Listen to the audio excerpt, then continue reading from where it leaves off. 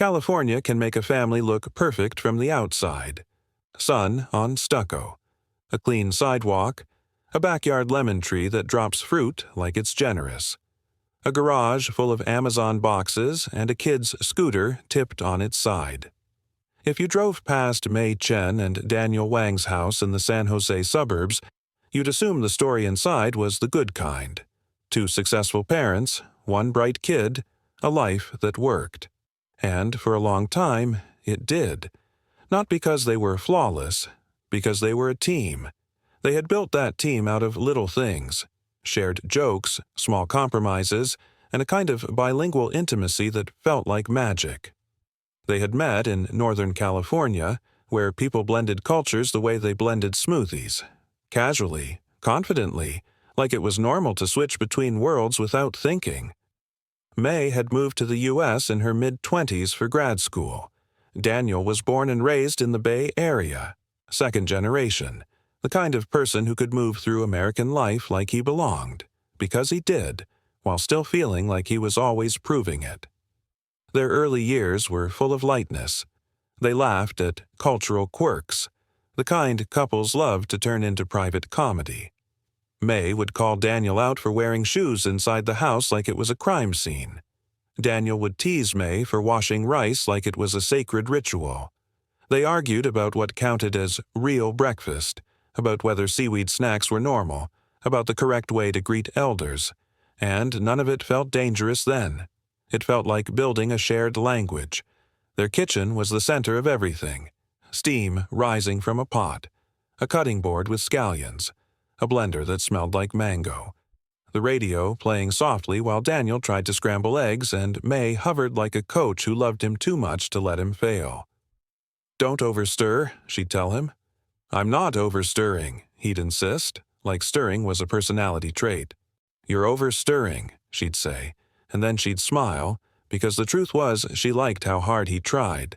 Sometimes they'd switch languages when they flirted. It wasn't even strategic, it was instinct.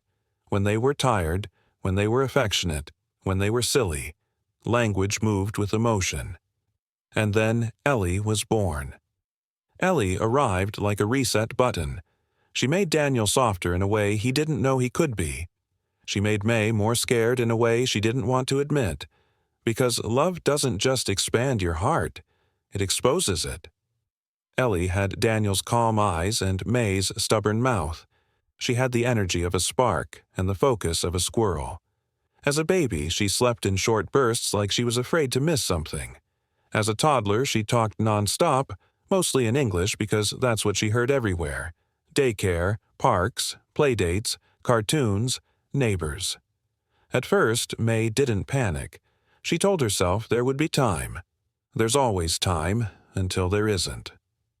When Ellie was 3, Mei's mother came to visit from China and stayed longer than planned. "Just a few months," Grandma said, then unpacked her suitcase like she was moving in for a season of life. Grandma's English was limited, but her confidence was not. She had that older generation certainty that turned opinions into laws. Ellie adored Grandma at first. Grandma brought little treats, folded dumplings with lightning speed, and told stories that sounded like songs, even if Ellie didn't understand the words. Ellie understood the warm hands, the attention, the feeling of being someone's whole world. But then Ellie started missing cues. Grandma would speak to Ellie and Ellie would blink, smile politely, then look to Mei like a translator. Mei would translate. Ellie would respond in English. Grandma would frown. Mei would feel something twist in her chest. It started as discomfort. Then it hardened into fear. Mei had grown up with a sense of belonging built into her bones. Language, history, rituals, food, holidays, the way people moved around each other without explaining. In America, she had earned her life by effort, by resilience, by adapting. But adapting always cost something, and Mei never wanted her daughter to pay the price without even understanding what was being traded away. Daniel saw it differently. He knew exactly what it was like to be the kid who's not American enough in one room and not Chinese enough in another. He knew what it felt like when your parents' fear becomes your job. He didn't want Ellie to carry that. So when Ellie started first grade and the topic of language became urgent, they didn't just disagree, they collided. It began with a sentence that sounded reasonable. "I want Ellie to keep her roots," May said one evening, standing at the kitchen counter with a stack of children's workbooks, characters, practice sheets, flashcards, a calendar grid she'd drawn by hand like she was planning a military campaign. Daniel leaned against the fridge, tired from work and already bracing himself. "I'm not against that." May's eyes sharpened. "Then why does it feel like I'm alone in this?" "I'm not stopping you. I'm just saying we can't turn her childhood into a schedule." May flipped a workbook open. "It's not a schedule. It's consistency." "May," Daniel said gently, "she's 6. She's learning so much already." "And she's losing something already," May replied, and her voice cracked just slightly on losing. That crack, Daniel heard it, and it did something to him. He wanted to fix it. He also wanted to protect Ellie from becoming the fix. "What do you want?" he asked. May didn't hesitate. "Mandarin school on Saturdays, a tutor once a week, speaking at home more." Daniel nodded slowly. "Speaking at home more is fine, but Saturday school plus tutoring? That's a lot."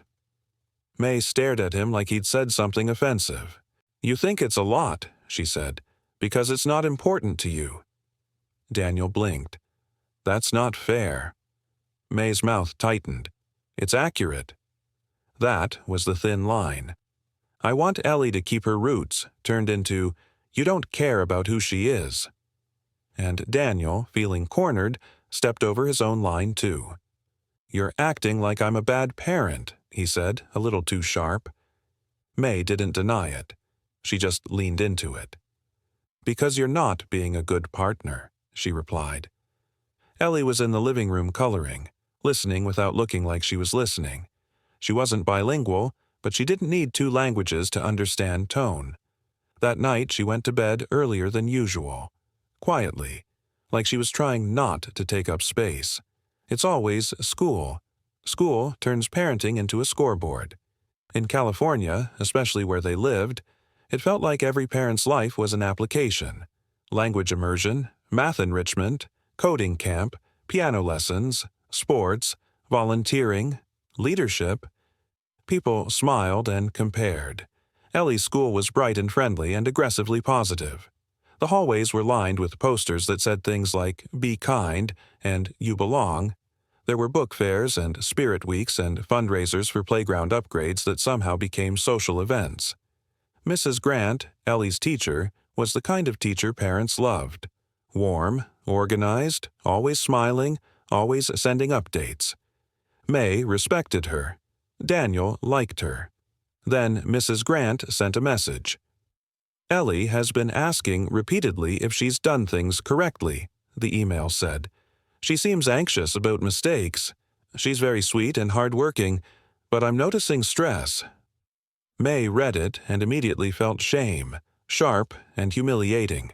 Because shame, to May, didn't say, "slow down." It said, "do more."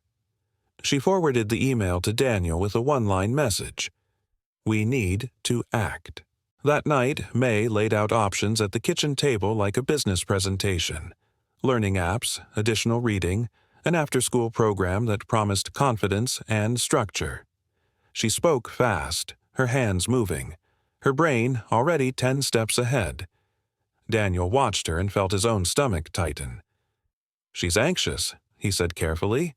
"So your solution is more?" May stared. "My solution is support." "Support doesn't always look like adding pressure." May's face shifted into something controlled and hard. "So what do you suggest? We do nothing and hope she magically becomes fine?" "No," Daniel said, trying to stay calm. "I suggest we figure out why she's anxious." May's voice rose. "Because she's behind." Daniel shook his head. "Or because she's afraid of being wrong." May froze.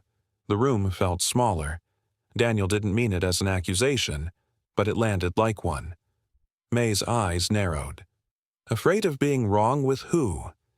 Daniel hesitated. He knew the answer was dangerous. He said it anyway. With us, he said quietly. May's face went pale. That's a horrible thing to say.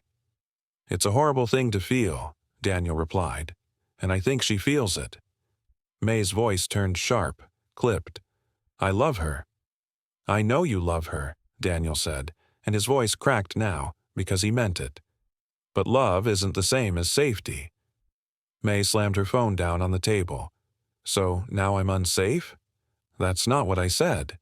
It's what you meant. No, Daniel insisted. I meant… May cut him off with something she didn't even realize she was doing. She switched into the language she used when she was raw, when she stopped translating herself, and when Daniel answered in that same language, fast, heated, familiar, the air in the house changed. They weren't just arguing anymore. They were fighting in the language Ellie didn't fully understand. And Ellie was halfway down the stairs, holding her sketchbook, trying to figure out whether she should step in or disappear. Ellie became careful. That's the first sign. Careful kids are not easy kids. They are kids monitoring the temperature of the room. Ellie started asking questions like, is this okay? Are you mad? Did I do it right? Do you like it?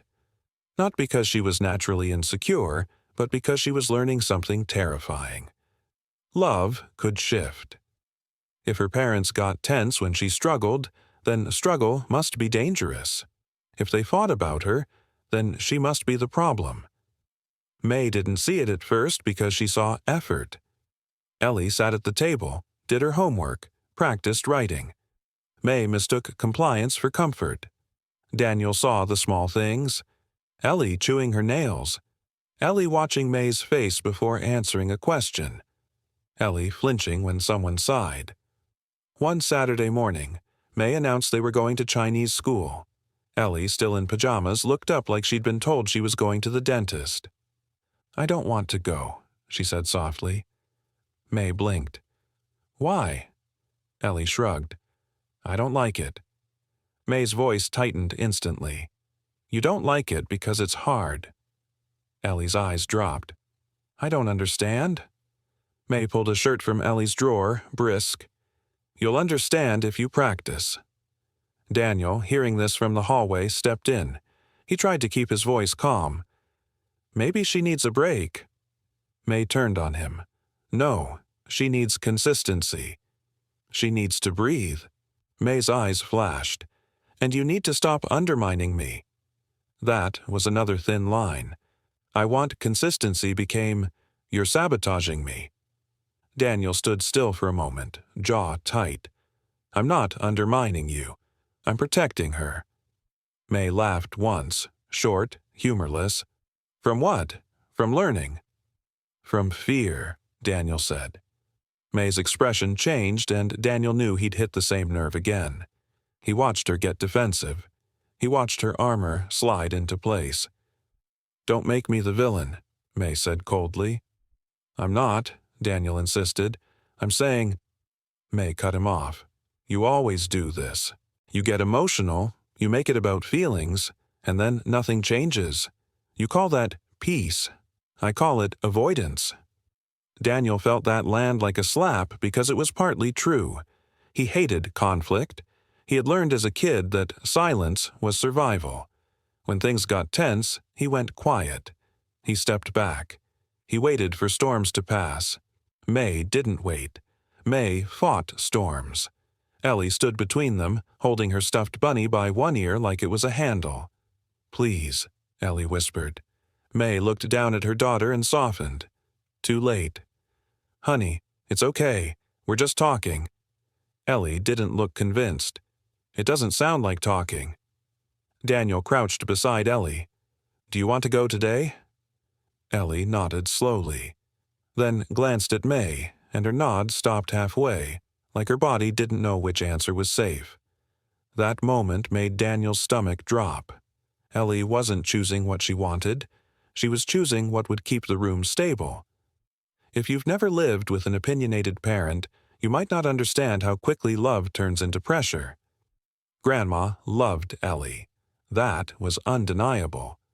She fed Ellie, fussed over her hair, bought her little jackets, called her precious, in a voice full of pride. But Grandma also believed children were shaped by discipline the way dough is shaped by hands, firmly, repeatedly, without asking the dough how it feels. Grandma would speak to Ellie, and Ellie would stare, confused, then look to May. Grandma would sigh loudly, then look at May with a question that wasn't a question. Why are you letting this happen? May felt judged, not just as a mother, as a daughter, as a carrier of a lineage. One afternoon, Grandma took Ellie to the Asian grocery store. Ellie came home quiet. May found out later why. Ellie had wandered to the snack aisle and picked up a bag with a cute cartoon bear on it. Grandma said something. Ellie smiled, not understanding. Grandma said it again, louder. A woman nearby glanced over. Ellie's cheeks burned. Ellie had looked up at Grandma and said, very small, "I don't know what you're saying." Grandma had waved a hand and muttered something dismissive, then spoke to the woman next to them like Ellie wasn't there. Ellie didn't understand the words, but she understood the feeling, being talked about instead of talked to. That night, Ellie told Daniel, "Grandma thinks I'm stupid." Daniel's chest clenched. "Who told you that?" "No one," Ellie said quickly, because kids protect adults even when adults hurt them. "It's just how it feels." Daniel wanted to storm into the kitchen, confront Grandma, defend Ellie like a hero. But he knew how that would go. May would feel attacked, Grandma would feel insulted, and Ellie would be in the crossfire again. So Daniel did what he always did. He swallowed it. He waited. And that waiting, his silence, became its own weapon later. The Bay Area is full of families like theirs. Bilingual couples, immigrant parents, second-generation kids, everyone juggling identity like a set of plates. May had friends who talked about their kids' language skills the way people talk about stock prices, casually, competitively. "Oh, my daughter only speaks Mandarin at home," one mom would say like it was effortless. "My son reads chapter books already," another would add, smiling. "We hired a tutor. Best decision ever," someone else would chirp. May laughed along, but she took it personally. Each story felt like a mirror showing her what she was failing to do. Daniel, on the other hand, had coworkers who joked in a different way. "You're lucky," one guy said once, half smiling. "Your kid will learn Chinese and get into Stanford." Daniel forced a laugh, but the implication made him angry. Like his daughter's identity was a strategy. Like language was a weapon, not a home. When May talked about tutoring, Daniel heard pressure. When Daniel talked about balance, May heard laziness. They both believed they were protecting Ellie. That's how family wars work. Everyone calls their fear love. The first time their conflict spilled outside the house was at a parent meeting. Mrs. Grant had invited them in for a quick check-in. Nothing dramatic. A small conference room, tiny chairs, kids' drawings taped to the walls. Mrs. Grant smiled kindly. "Ellie is bright," she said. "She's creative, she's thoughtful, but she's carrying stress." May sat up straighter. "Stress about what? Academics?" Mrs. Grant shook her head slowly. "It seems more like perfectionism, fear of mistakes." Daniel nodded. "That's what I've been seeing." May's jaw tightened. "She needs structure." Mrs. Grant was careful. "Structure can help, but sometimes kids need reassurance that mistakes are safe." May smiled tightly. "We reassure her." Daniel glanced at May because he knew that wasn't fully true. May's reassurance often sounded like instruction. Mrs. Grant continued gently. "Sometimes children absorb tension at home. They sense when parents are stressed." May's eyes flashed. "Are you suggesting our home is the problem?" Mrs. Grant blinked, surprised by the sharpness. "I'm not accusing. I'm noticing patterns." Daniel tried to smooth it. "We've been navigating some parenting differences. May turned to him, and Daniel felt it. The betrayal signal. The look that said, "Why are you making me look bad?" On the drive home, May held the steering wheel too tightly. "She basically said I'm causing Ellie's anxiety," May snapped. Daniel stayed calm, but his voice was strained. "She didn't say that." "She implied it. She said kids sense tension." "So, now I'm the tension," May fired back. "Convenient." Daniel exhaled. "May, this isn't about winning." May's laugh was bitter. "Easy for you to say. You always get to be the calm one. You get to look like the good parent while I do the hard work." Daniel's eyes narrowed. "You think I'm not doing hard work?" May glanced at him. "You do the fun work. You do comfort. You do the 'it's okay.' And I do the discipline. So when Ellie is upset, who looks like the villain?" Daniel's throat tightened. This was the deepest truth and the deepest trap. May had started keeping score, and once scorekeeping starts, love becomes a competition. Ellie's 9th birthday became another battlefield. May wanted a small party with family, structured activities, and a theme that made sense. Daniel wanted a messy backyard party with water balloons and pizza. They compromised, a backyard party with a schedule. May invited a few kids from Chinese school, so Ellie would have peers. Daniel invited Ellie's school friends. Grandma insisted on cooking. On the day of the party, May was tense in a way she didn't hide well. She wanted it to go smoothly. She wanted Ellie to look happy. She wanted Grandma to feel proud. She wanted Daniel to cooperate. She wanted control because control felt like safety. The kids ran wild. They screamed. They spilled juice. They tore through the yard like they were escaping something. Ellie was happy at first. Then 2 kids from Chinese school started chatting with each other in Mandarin, laughing fast.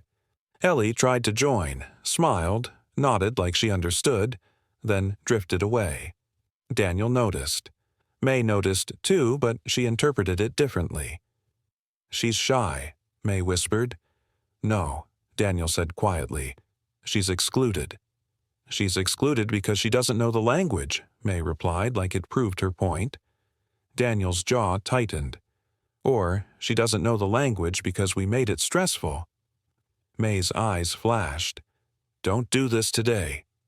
Daniel held his hands up. "I'm not trying to fight. May's voice turned clipped. "You always pick the worst time to criticize me." Daniel stared. "I'm criticizing the situation, not you." May looked like she didn't believe him. "Same thing." Later, after cake, Ellie pulled May aside. "Mom," Ellie said softly, "I don't want those kids to come again." May's face tightened instantly. "Why?" Ellie shrugged. "I don't like it when I don't understand." May's eyes went sharp with panic. "So you just want to give up? You just want to stay only English?" Ellie's eyes widened. "No, I just—" May cut her off. "This is why you have to learn, so you don't feel left out." Ellie's face crumpled. "But when I try and I'm wrong, you get mad." May froze. Daniel, walking up behind them, heard it. The sentence hung in the air like smoke. May's mouth opened, closed. She looked at Ellie like she didn't recognize her. "I don't get mad," May said finally, but her voice sounded uncertain. Ellie whispered, "You do." Daniel stepped in gently. "Ellie, go play. We'll talk." Ellie ran off. May turned on Daniel like a snapped wire. "Now she thinks I'm mad all the time." Daniel's voice was calm, but his eyes were tired. "May, she's telling you how she feels." May's voice rose. "She's 9. She doesn't understand." Daniel's calm cracked. "She understands fear?" May looked like she'd been slapped. "So now I'm making her afraid." Daniel swallowed, then said the thing he hadn't wanted to say out loud. "I think sometimes." "Yes." May's face hardened into something cold. "Then maybe you should be the parent in charge, since you know everything." Daniel's eyes widened. That's not what I'm saying. May's voice sharpened. You're saying I'm hurting her. Daniel's voice dropped. I'm saying our dynamic is hurting her. May scoffed. Convenient. Blame the dynamic so no one has to admit I'm right and you're passive. Daniel stared. May. May cut him off. You want to be liked. That's your thing. You want Ellie to love you, so you never push her. Daniel's face flushed. That's not true. May's eyes burned. Then prove it. And just like that, Ellie wasn't a child anymore. She was a test. The climax came on a Tuesday. Not a holiday, not a big event, just an ordinary weeknight with too much weight on it. Ellie had homework. May had a deadline. Daniel had a long day of meetings. Grandma was watching a Chinese drama in the living room with the volume too high. Ellie sat at the table with a worksheet and a book.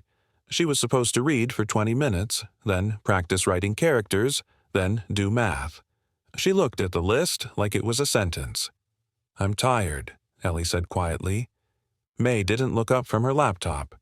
Do it anyway. Ellie's eyes filled. I can't. May's fingers froze above the keyboard. You can. Ellie whispered. I don't want to be wrong. That word, wrong, hit May like a dart. Just do it, May snapped. Ellie's breath came faster. I don't understand. May's voice rose, sharper. You don't understand because you don't practice. Daniel walked in, hearing the edge. Hey, he said softly. Let's take a break. May turned. No. Daniel took a slow breath. May, she's overwhelmed. May's eyes flashed. So we stop. Every time she's overwhelmed, we stop? That's how you raise a child? Daniel's voice stayed low, but his patience was fraying. That's not what I said. May leaned forward, voice cutting. You always do this. You rescue her. You make me the bad guy. Daniel's jaw tightened. I'm not rescuing her. I'm listening. May's tone went colder. Listening isn't parenting. It's performing. Daniel stared like he'd been punched. What does that mean? It means you want credit, May snapped. You want to be the nice parent. Daniel's calm broke. That's unfair. May's voice rose. Is it? Tell me one time you've pushed her to do something hard without turning it into a joke. Daniel's face flushed. I push her in ways that don't terrify her. May slammed her laptop shut. So, I terrify her. Daniel hesitated. He didn't want to say it. He also couldn't lie anymore. I think you scare her sometimes, he said quietly. May went still. Then she spoke fast, raw, in the language she reached for when she stopped filtering her pain. Her words came out like knives.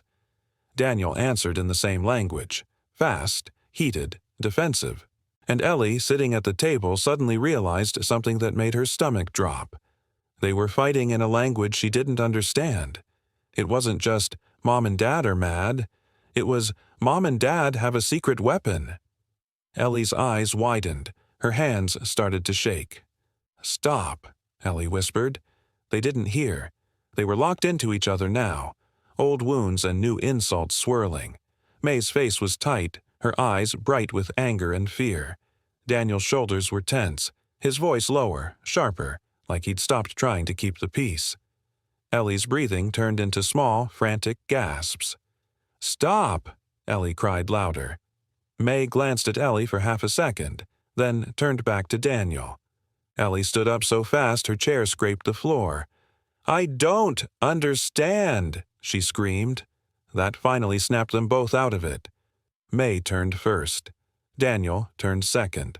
Ellie was crying hard, shaking, her eyes huge. You're talking like you're not my parents, Ellie sobbed. Like you're talking about me, but I can't hear it. Like I'm not allowed. May's face drained of color. Ellie, honey. Ellie backed away. It's scary. It's like you're monsters, and I think it's because of me. Daniel's throat tightened. No, baby, no. Ellie shook her head. It is. You fight about me. You fight because I'm not enough. May's mouth opened, closed. She looked like she couldn't breathe. Daniel stepped forward, hands out. Ellie, look at me. You are enough. Ellie cried harder. Then why do you always talk like I'm a problem? That question hit May like a collapse. She moved toward Ellie, but Ellie flinched, and that flinch destroyed May. May's eyes filled with tears she didn't want. I'm sorry, she whispered. Ellie sobbed. I don't want your secret language. I want you to talk to me. Daniel's eyes met May's, and for a moment they both saw the same thing. They had built a wall in their own home, and Ellie was on the outside of it. After that night, the house didn't explode again. It did something worse. It went quiet. May moved through the days like she was trying not to break anything else. She cleaned. She cooked. She avoided Daniel's eyes. She avoided Ellie's questions because she couldn't stand hearing fear in her daughter's voice. Daniel worked late, not because he had to, but because home felt like a place where he had failed. Every corner reminded him of Ellie's scream. Ellie became good. She didn't argue. She didn't ask for things. She didn't complain. She smiled too quickly. She apologized too much. One afternoon, May walked into Ellie's room and found her drawing. 3 figures: Mom, Dad, Ellie. Between them, an enormous wall. The wall was covered in scribbles that looked like letters but twisted, like language turned into a lock. May sat beside her. What is that? May asked softly. Ellie didn't look up. That's the wall, she said. May swallowed. What wall? Ellie finally glanced at May, eyes dull. The language wall. When you fight in it, I can't come in. May's throat tightened. Baby. I'm sorry. Ellie shrugged like an exhausted adult. I just want you to talk so I can understand if you're leaving. May's heart stopped. Leaving? Ellie's voice was flat. That's what happens when parents fight. They leave. May's eyes filled. She reached for Ellie's hand carefully, like Ellie might pull away. We are not leaving you, May whispered. We're not leaving. Ellie looked at her for a long second, then said quietly, Then stop fighting like I'm not there. 2 nights later, Daniel said, We need to talk. All of us. May nodded without looking up. Her face was tired, stripped of anger. She looked like someone who'd been running from herself and finally stopped. They sat at the kitchen table. May, Daniel, Ellie.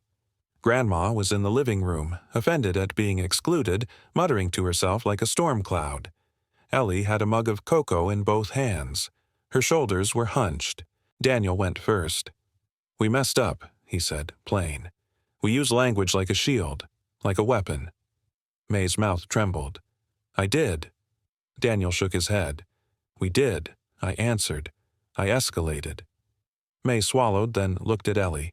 I'm sorry, she said, voice soft. I scared you. Ellie stared into her cocoa. It was scary. May's eyes filled. I know. Daniel leaned forward. We want to fix it, but we need rules. Clear rules. Ellie glanced up, cautious. Rules like homework? May flinched. Daniel spoke gently. Rules like safety rules. Ellie's eyes widened slightly. Like what? Daniel held up a finger. Rule 1. If we argue, we do it in English. Always. So you're never locked out. Ellie's shoulders loosened a fraction. May nodded quickly. Yes. Daniel continued. Rule 2. We don't argue in front of you. If voices rise, we stop and take a break. Ellie looked suspicious. You can do that. May gave a small, sad smile. We will. Ellie hesitated, then said, Can I have a word that makes you stop? Daniel's face softened. Yes. Pick one. Ellie thought. Red light. May nodded immediately. Red light means stop. Ellie watched them both carefully. And you have to actually stop, not pretend. Daniel nodded. Actually stop. May's voice came out raw. We will. Ellie took a shaky breath. Okay. May leaned forward, hands on the table. And another rule. Mandarin cannot be punishment. No more tests. No more making you feel stupid. Ellie's eyes flickered.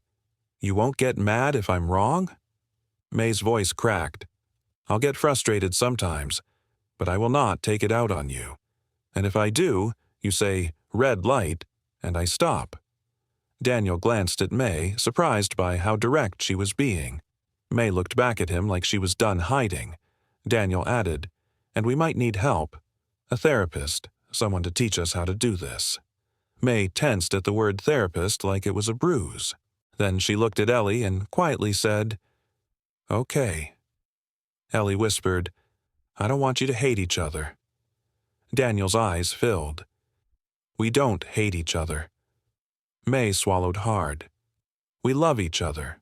We just got lost. Ellie stared, trying to believe it. Then she said the thing that turned the knife back toward the adults. You fight about who's a better parent. May went still. Daniel's jaw tightened. Ellie continued, voice small but clear. Like I'm a prize. Like you're competing. May's eyes dropped. Daniel's voice was hoarse. You feel that? Ellie nodded. Yeah. May whispered, I'm sorry. And for the first time, sorry didn't sound like a word to end the conversation. It sounded like a door opening.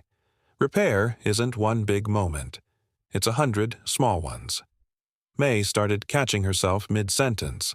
She would inhale, pause, then try again. Instead of, you didn't practice, she tried, do you need help? Instead of, you're behind, she tried, what part feels hard? Instead of, you have to, she tried, let's do a little, then stop. Daniel stopped disappearing into silence. When he felt overwhelmed, he said it. When he felt criticized, he named it.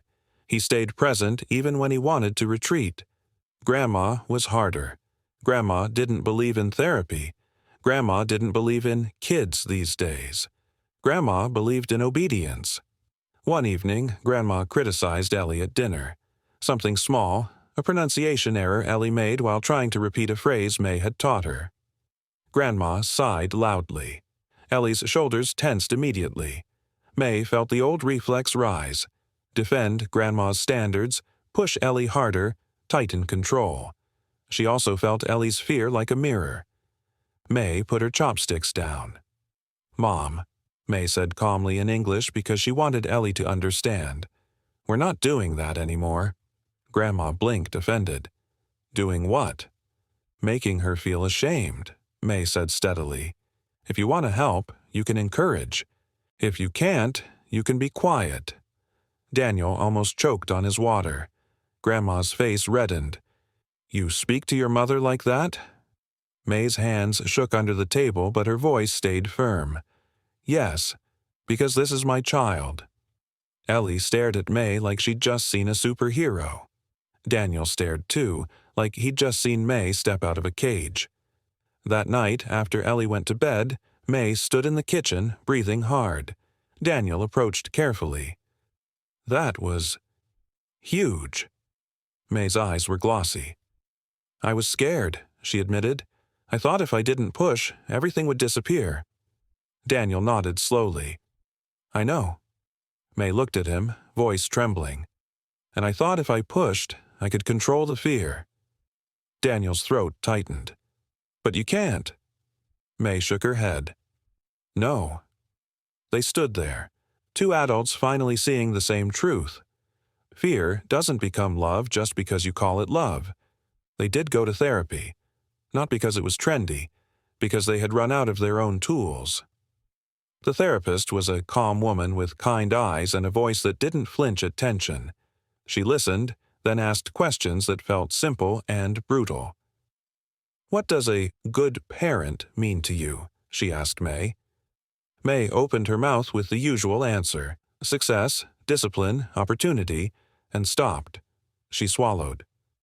A good parent is someone their child isn't afraid of. Daniel's eyes flickered to May, surprised by the honesty. The therapist turned to Daniel. And you?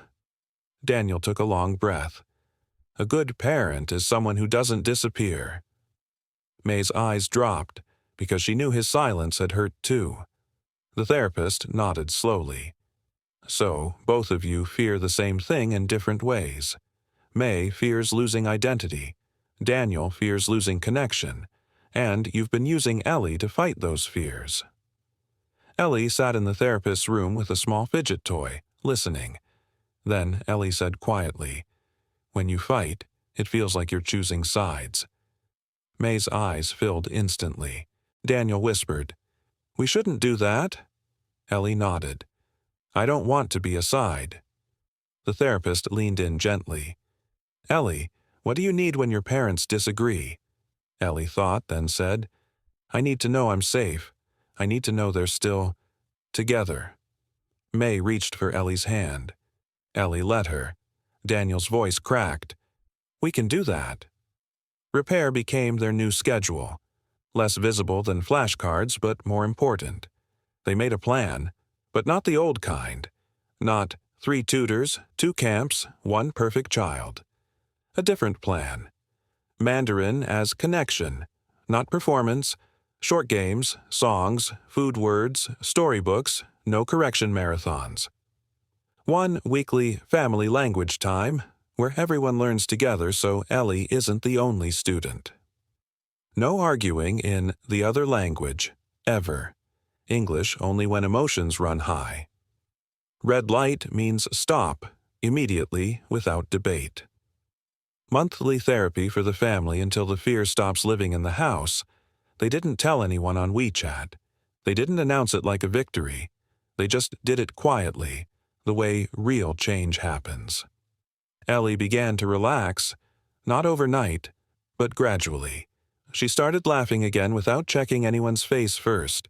She started drawing comics again and actually showing them. She stopped saying, "sorry," every time she asked a question.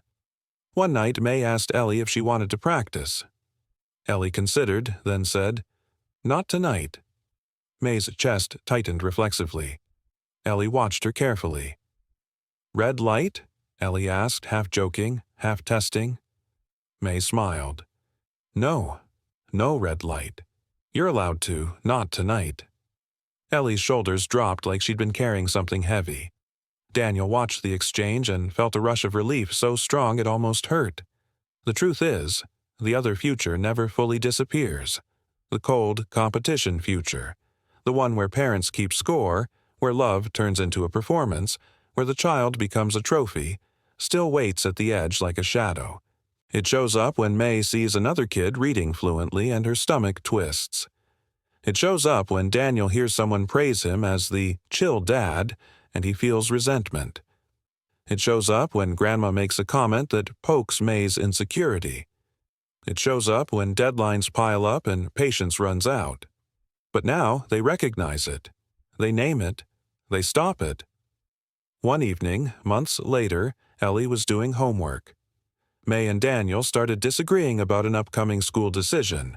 Summer program applications, the kind of thing that used to ignite a wildfire.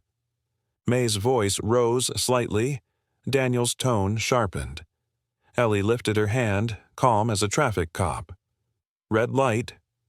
They both stopped like someone hit pause. May exhaled, eyes closing briefly. Daniel rubbed his forehead. Then May said in a low voice, "I'm scared." Daniel looked at her. "About what?" May swallowed. "That she'll lose what I came from." Daniel nodded slowly. "And I'm scared she'll lose peace." May's eyes softened. "So, we find a way she doesn't lose either." Daniel's throat tightened. "Yeah." Ellie watched them, quiet. May turned to Ellie. "We're okay," May said. "We're not going anywhere." Ellie nodded, a little skeptical but less afraid than she would have been before. Then Daniel did something he hadn't done in a long time. He reached across the table and took May's hand. Not dramatically, not like a movie, just like a promise. And May squeezed back. Ellie looked down at her homework, then smiled faintly, like her body finally believed the room was safe again. Language had started as their magic trick. It had become their weapon. It had almost become their wall. But walls can become doors if people decide they matter more than being right. May still wanted roots for Ellie. Daniel still wanted ease. But now, instead of using Ellie as proof of who was the better parent, they started using each other as proof that parenting could be shared.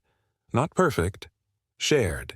And that, more than any workbook, any tutor, any Saturday school, was the lesson Ellie needed most. That love doesn't have to be a competition. That disagreement doesn't have to be a war. And that the safest language in a house is the one everyone is allowed to understand.